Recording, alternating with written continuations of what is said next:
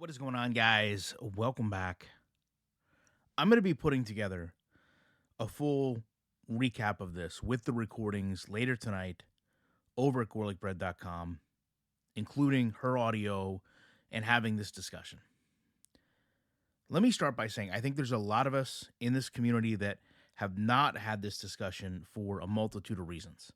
The first of which, it's a very sensitive subject. It's a personal subject. I know a lot of people have been impacted by this, and really, it's impossible to judge how someone is going to react. So, if someone posted in this video something to the effect of, I've been impacted by DV and I would never fabricate it, I would 100% agree, side with, and understand that person. Likewise, if another person came in and said, I've been impacted by DV and fabricating it is one of the most disgusting things that a person could do, I would also 100% side with you, agree with you, and support you. So, with that in mind, let's lay out just today what happened. And I'm only going to speak through her direct quotes, but I do also want to provide something in the beginning that I am nearly positive took place. A live stream went up where Chantal yelled, "Don't talk to me." The stream immediately shut off and is taken down. Okay, I can't prove that because I can't find that stream to provide a screenshot. Okay, but I believe the fact that her own viewers in the chat established that that took place should help prove that it did. So she comes online and she cites that she needs someone to talk to. And she says, quote, "Yeah, I'm going to be changing my ticket." So it's important to understand the emotional manipulation here. Okay, the chat understands that her past screaming is something that has them concerned for her safety. They are confirming that they are scared with her by using a designated term she created for times she is unsafe, which is paper clips. They are putting paper clips in the chat. They are writing paper clips in the chat. And all of this resonates to her. We think you aren't safe. Her instant reaction to this is to respond by saying, quote, "No, I am not okay at all." And she follows that with, quote, "I need money to move, you know." So she is telling them she is not okay, which indirectly confirms the fears she has seen them project for her safety. And then she is indicating to them that she needs money to move, which reaffirms to them that she is not safe, but she is unable to move due to financial restrictions. Later on in the stream, she tells them that she can't, quote, "talk about it" while crying, and saying that the chat, quote, "makes her feel better." Also, during the background of this stream, we continually hear this loud popping. And while this goes on, she pouts. She says that she will change the flight. She's going to go home sooner. And that the reasons she came online was essentially to document this. So understand, she is crying from the 3-minute and 30-second mark till the 4-minute mark. And after that says, quote, "I don't know what to say." So, to be clear, you come online,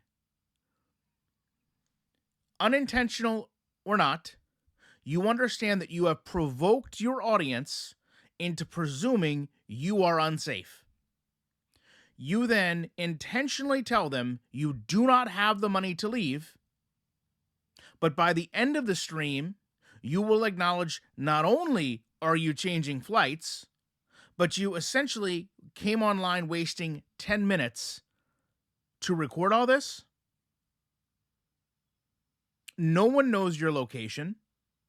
No one online can assist you. So, what exactly were we doing broadcasting this crying and theatrics? Which, oh, by the way, in the middle of it, you admit, quote, I don't know how much it's going to cost to change it.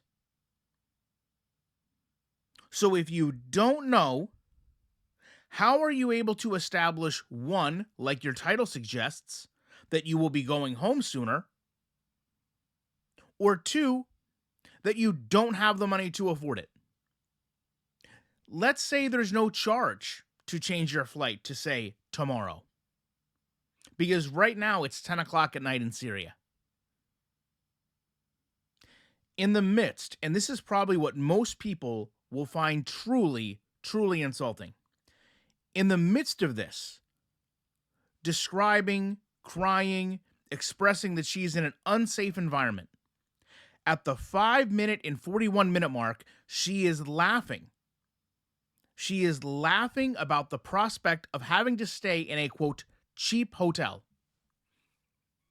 Now, anyone who has truly been in fear, has truly had fear in their heart, you are not concerning yourself with the cost of being safe, whether it's too expensive or whether it's too inexpensive.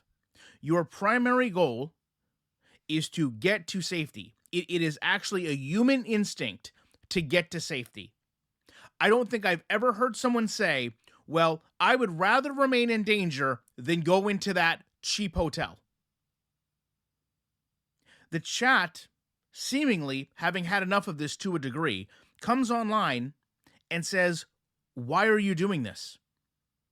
And this is a clear and distinct callback to her stream from just last week, where she was crying and saying, if anything happens to me, it was them.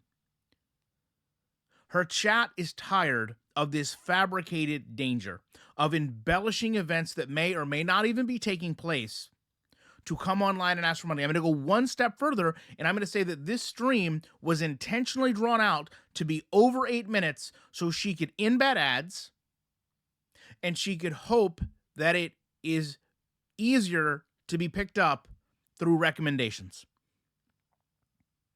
And she responds to all of their concerns about live streaming in this situation with, quote, this is what she does in a crisis. So by verifying with them that she's in a crisis, she is reconfirming that she is not safe. After doing this, she takes this deep breath and says, don't worry, I'm going to come back online. I have to check in flights. And I just want to get out of here. She closes the stream by crying and indicating she, quote, can't stay for a whole month. By the end of this stream, she is laughing again. So Chantal effectively wants you to believe that she started a live stream. There was some type of verbal disagreement within the home between her and another individual, to the point she had to stop the stream and private it. She then immediately comes back online, acknowledges that the entire chat has valid concerns for her safety, which she spends much of the time feeding into. And then twice during that exact stream, she is laughing at either jokes they made or situational jokes that she's been approached with. And you expect anyone to believe that this person is doing anything other than coming online, manipulating people's emotions, triggering people's past experiences with the hopes that she will get a donation that it's anyone's guess will actually have the funds spent on. Because even at this moment, she essentially is asking for money to change a flight because she needs to come home, but has no idea if there even is a cost associated to that. I don't say this often, but I will say this here.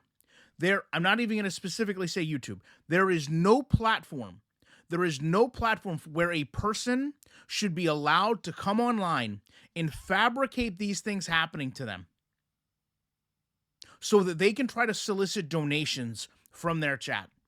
because all this does is disrespect anyone that's ever had a situation like this happen in their life. And if this ever does happen to her, then no one is going to be able to take her word for it because of stunts like this and what we saw a few days ago. If you're coming online and you're saying, if something happens to me, it was them, that should be the end of you being around that person. You should do whatever it takes to get yourself away. To come on a week later, crying and doing all this proves that if nothing else, you're not doing what is in your best interest, but you are continuing to ask people to give you money. And the whole cheap hotel bit, I think more than anything shows us that all of it comes down to one thing, and that is getting people to donate on the premise she's not safe. Love to know your thoughts on this. Appreciate you watching it. You know I will be back as soon as I can with more commentary.